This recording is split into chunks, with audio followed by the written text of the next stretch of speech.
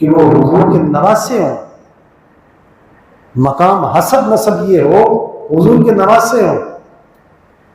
اور پھر انہیں اتنا مجبور کیا جائے، اتنا تنگ کیا جائے کہ پھر ایک وہ وقت آ جائے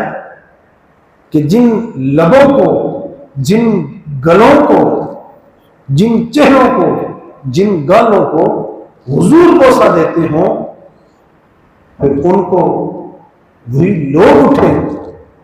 اسی امت سے لوگ اٹھیں اور وہ بے دردی سے پھر قتل کر دیں۔ یہ دل جلا دینے والے واقعہ نہیں ہو رہا، لیکن یاد رکھیں یہ چالیں تھی باطل کی، یہ چالیں تھی شیطان کی، یہ چالیں تھی طاغوت کی، کہ اس وقت ان کو اتنا مجبور کیا گیا اور لا کے اس کٹہرے میں کھڑا کیا کہ جن کے پاس پھر سوائے اپنی شہادتوں کے علاوہ کوئی اور چارہ ہی نہیں تھا۔ آج باطل اس چہرے کو، اس حقیقت کو آج تبدیل کر کے ہمارے سامنے لاتا ہے۔ جناب سیدنا امام علی مقام رضی اللہ تعالیٰ عنہ، آپ کی سب سے پہلے یہ وصیت جو آپ نے لکھی ہے، اور وصیت لکھ کے آپ نکلیں، آج اگر وہی وصیت آج اگر امت کے سامنے آ جائے، ہم اگر ہوش کے لا کر لیں، اسی وصیت کو ہم پڑھ لیں، سمجھ لیں، تو سارا فلسفہ ہی اسی کے اندر چھپا ہوا ہے، سارا فلسفہ ہی اسی کے اندر چھپا ہوا ہے۔ آپ جب مدینہ طیبہ سے نکلنے لگے تو آپ نے وصیت لکھی،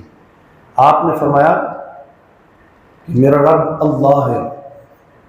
اور وہ ذات ہے جس کا کوئی شریک اور سانجی نہیں، اور اس کے نبی جناب محمد رسول اللہ صلی اللہ علیہ وآلہ وسلم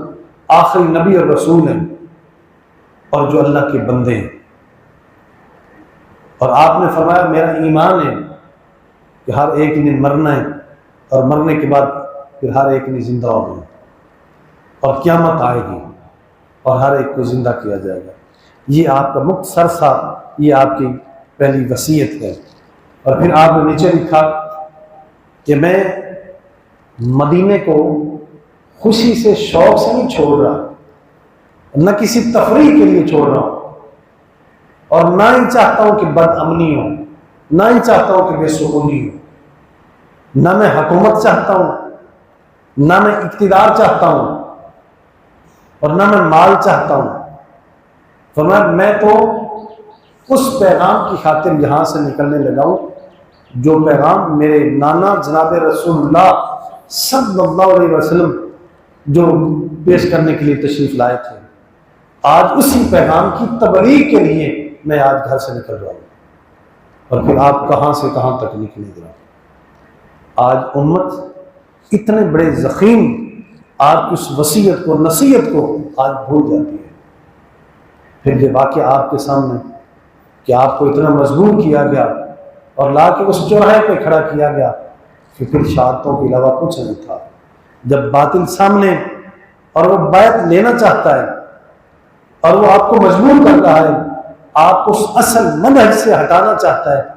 لیکن آپ نے فرمایا جان جا سکتی ہے لیکن اللہ اس کے رسول کے راستے سے میں ہٹ نہیں سکتا۔ یہ جانیں جا سکتی ہیں، یہ سارا کچھ ضیاع ہو سکتا ہے، لیکن اللہ اس کے رسول کے راستے سے میں ہٹ نہیں سکتا۔ یہ جان نکلے تو اسی راستے پہ نکلے۔ آپ یوں آ کے کھڑے ہیں اور آپ کے سامنے باطل کی فوج ہے، باطل نے آپ کو ہر حوالے سے مجبور کیا ہے، لیکن آپ نے فرمایا جاننے دے سکتے ہیں لیکن اس تبلیغ سے میں پیچھے نہیں رہ سکتا، اس حق کو باطل کی صورت میں نہ ماننے پہ تیار نہیں ہوں۔ پھر آپ اس باطل وقت کے سامنے سینہ سپر ہو کے آپ کھڑے ہیں، اور آپ نے وہ وقت اپنا اس خوبصورتی کے ساتھ، وہ لمحہ نظر جو ہے اس خوبصورتی کے ساتھ آپ نے ادا کیا کہ جو پھر ایک بہترین پیغام ہے امت کے لیے کہ اے حضور کی امتیوں، جب یہ وقت آ جائے تو پھر بھاگنا نہیں، پھسلنا نہیں، جان جاتی ہو تو چلی جائے لیکن اسلام سے، دین سے منحرف نہیں ہونا۔ آپ یوں جم کے کھڑے اپنے خانوادوں کے ساتھ اور اس لہو لشکر اپنے اصحاب کے ساتھ آپ کھڑے ہیں، اور آپ نے باطل کو ماننا نہیں، باطل آپ کو مجبور نہیں کر سکا، آپ نے باطل کی بیعت نہیں کی، بلکہ آپ سینہ سپر ہو کے کھڑے ہیں، اور آپ نے کہا وہی قرآن، وہی دین، وہی اسی دین کی پاسداری ہوگی، اسی دین کی حفاظت ہوگی، اس دین سے میں نے پیچھے نہیں ہٹنا۔ میرے عزیزوں، صاحبوں، بھائیوں، آپ نے اس دین پہ پہرا دیا ہے، اس دین پہ آپ نے کوئی کمٹمنٹ نہیں کی، آپ نے کوئی سمجھوتا نہیں کیا، کوئی کمپرومائز نہیں کیا کہ کچھ دے دو کچھ لے لو۔ حالانکہ باطل نے تو آپ کو مجبور کیا نا، یہ سارے حربے ہیلے اس نے استعمال کیے کہ کچھ اگر تم چاہتے ہو اور خزانہ لے لو، چاہتے ہو ہم آپ کے ساتھ یوں کمپرومائز کرتے ہیں، یوں سمجھوتا کرتے ہیں، ادھر ہم ادھر تم،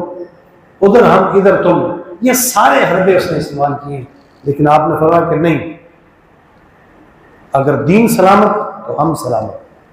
اگر دین نہیں رہے گا ہم نہیں رہیں گے۔ آپ نے اس دین کی خاطر آپ سینہ تان کے کھڑے ہو گئے، اور باطل کی ہر آن کوشش کو آپ نے ٹھکرایا، اس کی ہر بات کو آپ نے ٹھکرایا، اس نے جو بھی چاہا، اس نے جو ڈھیل کی ہے، آپ نے اسے برداشت نہیں کیا، بلکہ آپ نے فرمایا کہ اب بس صرف اس دین کے لیے، اس پہرے کے لیے اب حسین کھڑا ہے۔ اپنے خانوادوں کو لے کے اپنے مستورات کو لے کے، اپنے بچوں کو لے کے آپ سینہ تان کے کھڑے ہوئے، اور آپ اس باطل وقت کی کسی ایک بات کو بھی آپ نے قبول نہیں کیا، ایک بات کو بھی آپ نے ایکسیپٹ نہیں کیا، اور آپ یوں کھڑے ہو گئے۔ پھر باطل وقت تھا، اس کی وہ تلوار، اس کا وہ خنجر، اس کے وہ نیزے، اس کے وہ بھالے، ان کے وہ تیر، ان کی وہ برچھیاں تھیں، لیکن آپ نے کسی بات پہ بھی کمپرومائز اور سمجھوتا نہیں کیا۔ اس بات پہ، اس واقعے پہ شیطان نے وہ چالیں چلی ہیں، باطل نے وہ چالیں چلی ہیں کہ وہاں ان کو موت کے گھاٹ اتار کے ان پہ پھر یوں اتنے چہرے بدلیں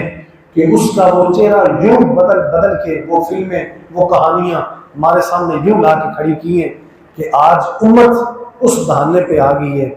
امت آج اس نہج پہ آ گئی ہے کہ آج امت کا سنبھلنا مشکل ہو گیا ہے۔ ہمیں یہ کہانیاں، یہ فلمیں